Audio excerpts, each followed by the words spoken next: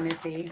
We're Hi, ready. Facebook audience. This is Jennifer Noreen from Beyond Brand Collective. I'm here with Pam Begley here today. How are you, Pam? I'm terrific, Jennifer. How are you doing today? I'm good. Good to see you on this busy spring day. I can't believe spring is here already. Crazy, crazy. We wanted to visit with Pam about getting a home ready this time of year. I'm sure that curb appeal is a term that's very familiar to Pam and maybe not so much to our audience, but Pam wants to just talk about how to create curb appeal in the springtime, how to get a house on the market in this time of year. So, Pam, what do you have to say about that? Well, I have a lot of things to say about that, but curb appeal is probably where I would start, Jennifer, Mm-hmm. because as we all drive by anything, whether it's a new house or a new car or a restaurant that we want to go into, we have an immediate judgment about it by its outside appearance. And that's same with people too, right? Sure. So the first thing you want to do is to make sure that you have started your spring cleaning on the outside. We'll get to the inside later. So you want to do your landscaping. You want to freshen up your front door appearance because there is nothing like saying welcome home as does the front door and what it has to offer. Yep. Whether it's a little water feature or if it's fresh paint on the door or if it's some nice, not overstated, but nice plantings or pots of flowers, something that says welcome home. And clean off that front door mat or get a new one because we want things to look shiny and clean. So that's one place to start. Make sure your winter landscaping has been cleaned up and hauled away, whether it's dead branches, plants that need pruning, gutters that need cleaning. It's surprising how the winter can put a little bit of moss and mold, especially in this area, on the exterior of the gutters and also of your home. So the yard, the gutters, the roof, the front porch, anything that you would do if you were having a party at your house, anything to show welcome, a nice fresh mat, flowers or a statue or something that welcomes them into your home. Yeah. Yep. I love that. So does spring shift the market? Do you think that it brings more inventory on the market, or what is it a different selling market than it is in the winter? Is it different I or think just there is a perception by sellers that spring is the time to sell. And there is some truth to that. A lot of sellers don't want their homes to be shown by people when it's the holidays, for example, or they want Mhm. to see it when in Western Washington, the gorgeous tulips and daffodils and then rhododendrons are a bloom and the gorgeous Japanese maple and the infamous cherry trees start to pop out here. It does Mhm. show a house with more color and vibrancy. And we all want to see what the landscaping has to bring because in the Sure. wintertime, there might be a lot of dormant plants and flowers. So there is a perception from sellers that that's the best time to show. However, it's a good time all year round in this market with high demand for inventory. Mhm. And when there is less inventory on the market, that means there is less competition and you will have more buyers for your home. But having said that, spring is coming, and with it, the perceived market that everyone wants to get in the springtime. So it's time to get your house ready if you're going to be listing this spring. So in a typical market, which is to me not the last 2 years because it's been so crazy, right, in the Pacific Northwest, is there a rise in the number of homes that go up for sale in the spring from winter to spring? It sounds like you're saying yes. I am saying yes. Typically Yeah. there is, and we're all hoping and expecting that this season as Mhm. well. Even though we have record low inventory, and I don't see that changing dramatically in 2022. Yeah. Okay. Interesting. So overall, the market's not going to change, but going into spring, you're thinking maybe. I mean, just I'm not in your industry, but intuitively, I'm thinking if I am waiting out the winter and waiting out what's been going on with the pandemic, and now I have a home I want to sell, it makes sense to me that springtime would be when I might work on that. It makes sense to me that you would have more. I'm curious to see. I have lots of friends and family that are looking for homes, and just out in the community, the buzz that you hear, it's just so difficult right now in our area to purchase a home because of the lack of inventory. So I'm excited to see what happens for sure, to see the shift. Are there particular kinds of homes that go up on the market when the weather gets nicer, or doesn't really matter, or It just kind depends of, upon the market. In our market, where we're one of the oldest counties in the United States, we are the oldest county in the state of Washington. Mm-hmm. People come here basically because they're retiring. This is a dream they've had of theirs.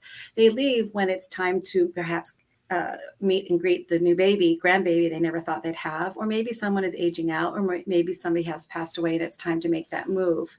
So for us, it's a rotation all year round in a county like ours in Jefferson County that has a median age of about 58 years old. And other markets where there might be, let's say Kitsap County, where we've got one of the largest naval bases in the country, you have a lot of more school-age children and families who are rotating through the military. Mm-hmm. So it's a very different market. They might have a more seasonal. That makes a lot of sense. Yeah. Seasonal with children, seasonal with the move of the military, which is a very different demographic than Jefferson County, which is just across the Hood Canal from Kitsap County. Yeah, that makes sense. And how they would think about the decision to sell their home and when they might do that. Right. It seems like that would depend on the demographic. That makes a lot of sense. Mm-hmm. So besides the porch and the driveway and the roof, is there anything else that you suggest for a curb appeal? What's the most beautiful curb appeal you've ever seen? Do you have a home that stands out to you? Oh, there are many.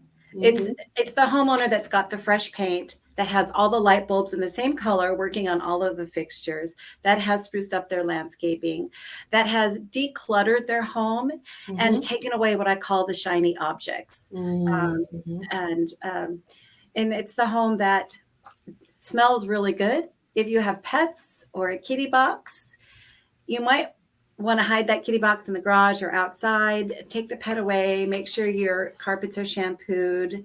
One of the easiest and least expensive tricks to make your house smell good is just to put a little bit of vanilla on a candle or a little warmer, and that smells terrific. Fresh flowers go a long way too. And you want to perform those repairs. All of us homeowners know what needs to be done in our house, right? Whether you need to paint a trellis or fix that crack in the door or that cupboard that just doesn't want to close quite right, or that little missing piece of baseboard, you want to find a handyman or somebody that you trust, a licensed contractor, to come in and do the repairs. And you can even, and it's highly recommended in this market, have a home inspection done before you go to list the house, and then find somebody to do the repairs that will be important to a buyer and have that ready for them to present. That will give you a quicker offer, one with hopefully no inspection contingency, and your house will be ready to go. You'll get a quicker sale at a higher price if you get those repairs completed. Yeah, you definitely don't want to have a home showing a repair that needs to be done. You don't want to add that to the sales conversation, I would think. Be nice to have a minimal amount. What's that? It's easier if you can avoid having that conversation. Absolutely. Yes. Yeah, I would think so. There's so many things they're already thinking about. Just to not have those to think about is a good thing. So what about the landscape? Do you simplify the landscape or add to it? I mean, do you weed? Is there anything like that you can think of? Do you simplify it just like you do the home? It all depends. It depends upon what you have to start with. If it's really overgrown, you want to clean it up and remove some things. If it's a little stark, there's things that you can do easily. You can put some plants in. You could put some pots with tall plants in. You can even put some yard art out, depending upon the home and what you have to work with, and depending upon the seller's budget. Yeah, I would think that you would want to make it look beautiful, but not just like the home, not anything so particular to your opinion that you sway a buyer one way or the other. So yeah, makes sense. And springtime's a lot easier to have an attractive looking lawn in this area than the dead of winter. So you definitely want to rake up the inches of pine needles, right? Yeah. And prune the fruit trees if you have them, and get rid of that little pile of wood that's been sitting there for a couple of years, and it's collecting spiders. Spiders, right? Yeah. And what about a blower on the driveway and the pathways, the cement pathways? Definitely. Are there safety things that you think about when you prepare a home on the outside, or not so much? It's a great question. I actually just called a company today, and they're coming out next week to give me a bid on power washing my patios, my propane tank, and my backyard, which has a stone patio. So all of those things make a difference. And you might spend, a few $100s doing that if you don't do it yourself, but it's worth it because someone will say, again, first impression, like anything we have in our life, Right. clean, fresh, well-maintained, beautiful. It gives Sure.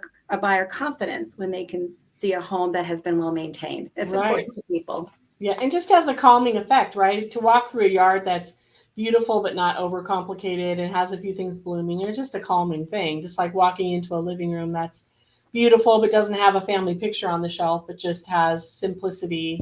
You're trying to create a feeling, really, right? Trying to create a positive feeling about the home. I think that's exactly right, Jennifer. A positive feeling, you can feel reassured that this home has been maintained so that you can pay, when you're paying the high prices that buyers are paying these days, they want assurance that things have been well maintained. The other thing to do is you can have a home book. Your realtor can have a home book inside the house with a list of perhaps the home inspection report, a list of repairs, a list of routine things like the HVAC, heat pump and furnace maintenance, or other annual contracts that you might have with lawn services, maintenance on hot water heaters. Any of those things will give your buyers a good feeling about how you've maintained your home. Yeah, yeah, just anything that promotes the idea of a well cared for home, sounds like. Right. That's Yep. very true. Mm-hmm. Well, is there anything else you want to add before we wrap up about preparing a home for selling in the spring? Well, I think you want to prepare for the senses. Think about color, light, sound, and smell. And if you're unsure about how those things are, I or any of your local realtor can come over and give you an honest opinion, and we can help you get to the point where your house is smelling good, looking bright and light, and feeling fresh and ready to hit the market. Yeah, because it's not your first time, right? You know kind It of is what not. buyers are looking for Um, and what they want to smell and see. And yeah, that's great. That's great expertise. Thanks, Pam. Good thoughts and fun to see you again. I hope to do another video with you sometime soon. And happy servicing home sellers in the spring. And if you are looking to sell your home and looking for a brokerage firm to work with, Caldwell Banker Best Homes is a great place to look. They have offices in both Port Townsend and Port Ludlow. And I believe Pam offices out of Port Ludlow, but I know you that's right. serve all of Jefferson County, both peninsulas, and would be happy to talk with anybody. Even if you're not quite sure, you're just kind of thinking about it, I'm sure Pam would spend a few minutes with you and help kind of coach you through that, even the decision on whether to sell or not. So thanks again, Pam, and we'll be Really happy talking to to you do again. that. Take Thank you, care. Jennifer. Bye, everybody.